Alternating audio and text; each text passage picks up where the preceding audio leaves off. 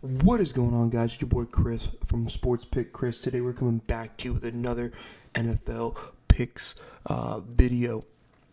So Saturday was a little bit dry, but yesterday 5-0, we smashed on Dawson Knox over 2.5 fantasy score, Devontae Williams over a 5.5 fantasy score.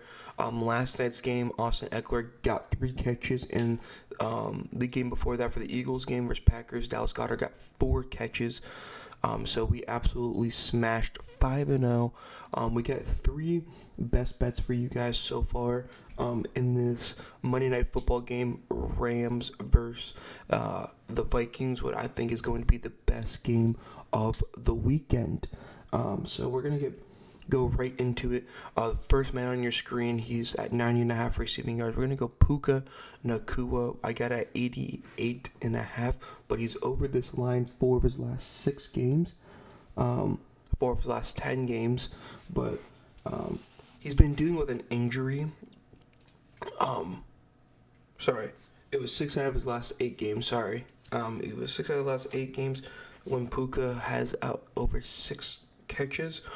He's hit this line 7 out of his last 8 games. So with the Vikings having the second best rush defense and the 28th best pass defense, we can expect, and what the Rams do the best, in my opinion, is throw the football to their 2 stud receivers in Puka and Cooper Kupp. During his 8-game stretch, he's averaging over 111 yards per game. Over his last 5, he's averaging 100 yards per game. And they've already played Minnesota sometime this season. And if we went back and looked at his stats, he had 7 catches for 106 yards. So he's already hit this prop against Minnesota. So that's something that we really like too. Again, the Rams with an amazing run defense, a mediocre pass defense. I have no idea who's actually probably going to be playing on top of Puka, especially when him and Cooper Kupp go in and out of being the slot. They move those 2 around so much. So we just need Cooper Kupp basically to get his 6 catches, and so we know that he's going to most likely hit this line on 6 catches. But yeah, 90.5 I think is a great line. I think this is playable up to like 94, 96.5. I did get it at 88. But moving on, we have TJ Hawkinson, 43.5 receiving yards. He's hit 3 of his last 5, but 4 of his last 10. He dealt with injury for most of the season, and before the season and now during the season. But it seems like TJ is getting his fair share of targets. So if we want to go to the targets tab, they're expecting 6.5 targets for TJ Hawkinson. So for a tight end up to his caliber, I think it's a very good line for him.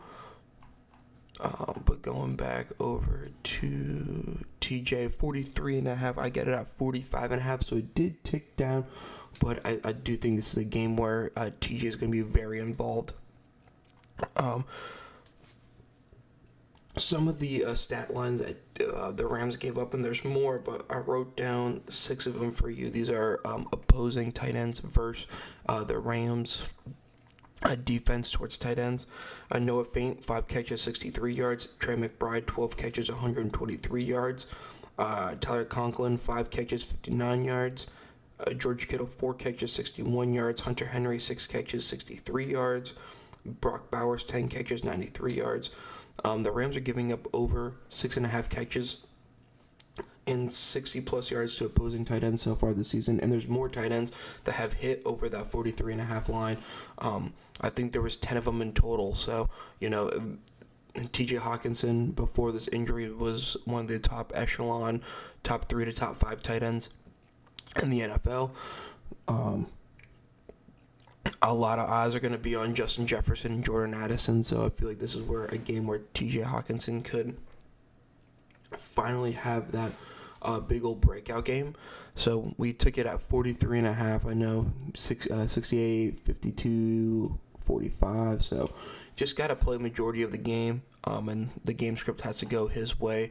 And then lastly, we got a receptions prop, probably someone that you guys didn't think we were going to go after. I know for some reason it's a Green Goblin now. This is his normal stat line.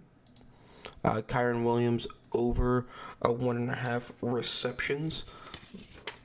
And not just just because that the Vikings are the second best rush defense, you're not going to be able. I know the Rams are going to want to run the football, but right now what the Rams got to do is do some short screens. Kyren Williams deserves his touches when he's in space. He's one of the best running backs in the NFL. Between the tackles, one of the best running backs in the NFL. But unfortunately, teams like the Vikings, you're gonna have to throw the football, and I think Kyron's definitely gonna has 2 catches.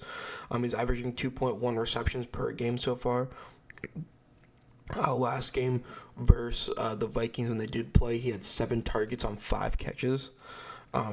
Starting running backs against the Vikings are 13 and 17, hitting this line of 2 catches.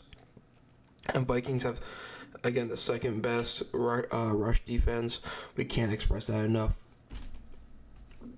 If the Rams go out there and they try to run the ball down Minnesota's throats, it's not going to work. This is a team where you physically can't do anything along those lines. You're going to have to throw the football. That's why you like Puka. That's why we like Kyren receptions.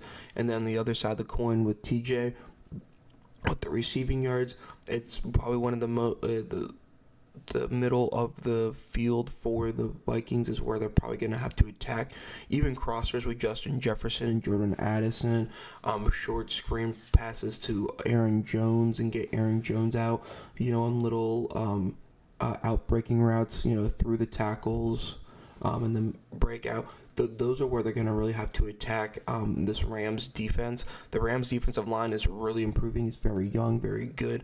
The secondary is definitely a part where you can attack. But they definitely got a few good pieces on that secondary who's played well. But again, the middle of the field is where in my opinion, where the Vikings can be the most successful, and hopefully TJ Hawkinson with this prop is going to be on the other side of that. So, guys, thank you so much for watching. Again, we are 5-0 from yesterday, so again, make sure you're tailing our picks. Feel free to leave a like down below and subscribe to our channel. But yeah, thank you guys so much for watching. It's your boy Sports Pick Chris, and I'm out. Peace, guys.